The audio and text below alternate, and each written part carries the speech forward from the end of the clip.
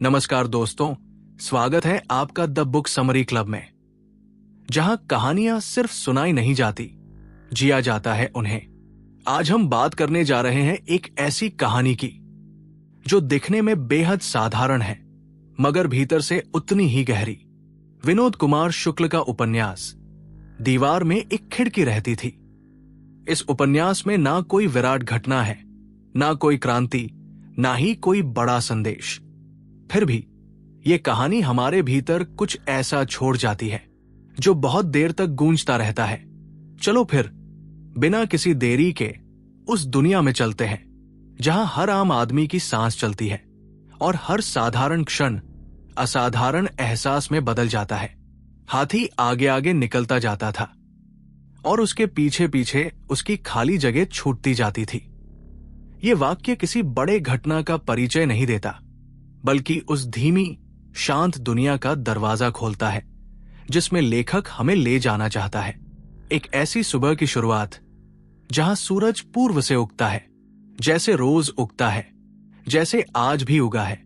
रघुवर प्रसाद की सुबह भी वैसी ही थी, चुपचाप, स्थिर, और फिर भी हर दिन के समान नहीं।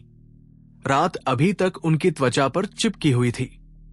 उन्हें लगता था जैसे रात उनके रंग में घुल गई हो और सुबह का उजाला उसे उतारने आया हो।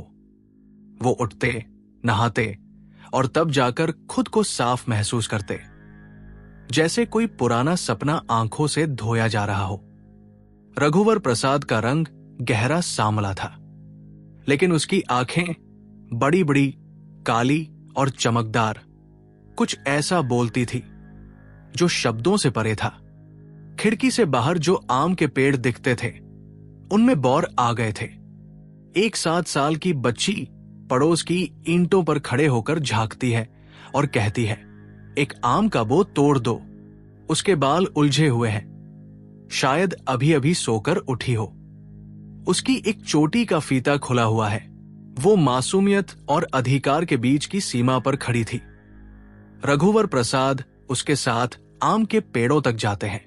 लड़की पूछती है, तुम्हारे उठने का रास्ता देख रही थी, और रघुवर को लगता है जैसे उसका उठना उस लड़की के दिन की शुरुआत का हिस्सा हो। बच्चों ने उसके कमरे की खिड़की के नीचे ईंटें जमाई थी ताकि वे झांक सकें। बच्चे उसके कमरे को सिर्फ एक कमरा नहीं, बल्कि एक दुनिया की तरह देखते थे, जिसमें हर गतिविधि, हर क्षण एक चमत्कार की तरह घटता था। उसे इससे फर्क नहीं पड़ता था। उल्टा ये झांकती हुई आंखें उसके कमरे की दीवारों में एक और खिड़की जोड़ देती थी। उस खिड़की से आती हुई हवा, बच्चों की हंसी और उन मासूम झांकती आंखों में रघुवर प्रसाद को एक अजीब सुकून मिलता था, जैसे उनके कमरे की चारदीवारी में एक और जिंदगी घुल गई हो।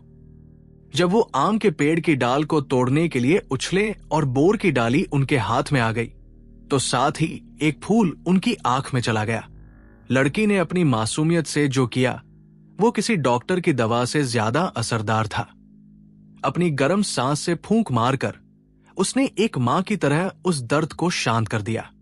ये पल ऐसा था जो रघुवर प्रसाद के भीतर बहुत कुछ बदल रहा था।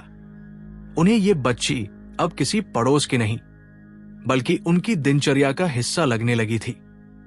कॉलेज, ऑटो, बस्ती और वो हाथी, सब कुछ अब उन्हें उसी खिड़की से जुड़ा महसूस होने लगा था, जैसे खिड़की एक प्रतीक बन गई हो उनकी दुनिया की। एक दिन जब साधु ने पूछा, हाथी पर चलेंगे, और रघुवर प्रसाद ने कहा हां, तो ये सिर्फ एक सफर की शुरुआत नहीं थी, ये उनकी भीतर की यात्रा की भी शुरुआत थी। हाथी पर बैठकर जब रघुवर प्रसाद अपने मोहल्ले में पहुंचे तो सामने की दुनिया कुछ और ही लग रही थी। नीचे से देखने वाली दुनिया और ऊपर से देखने वाली दुनिया में फर्क होता है, और वो फर्क उन्हें अब महसूस हो रहा था। जब एक औरत चिल्लाई, अरे रघुवर प्रसाद हाथी से आया है, तो उनका दिल धक से रह गया।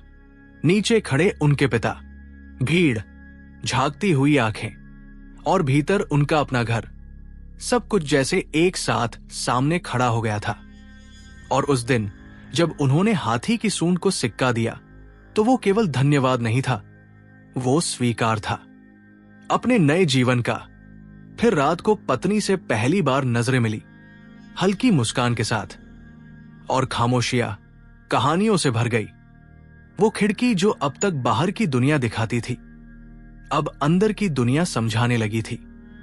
कॉलेज के अगले दिन क्लास में सन्नाटा था, पर उस सन्नाटे में एक हल्का संगीत था। शायद छात्रों को पता चल चुका था, रघुवर सर हाथी पर आए थे, और जब तख्ते पर उन्होंने बाएं और दाहिने दोनों हाथों से एक सी लिखावट में गणित के सवाल हल किए, तो छात्रों की निगाहें जैसे उन्हें नया रूप दे रही थी। रघुवर प्रसाद अब केवल गणित के शिक्षक नहीं रहे, वे खिड़की से झांकते हुए जीवन के प्रतीक बन चुके थे। और जीवन की सबसे बड़ी सीख उन्हें अब समझ आ गई थी कि साधारण में ही असाधारण छिपा होता है।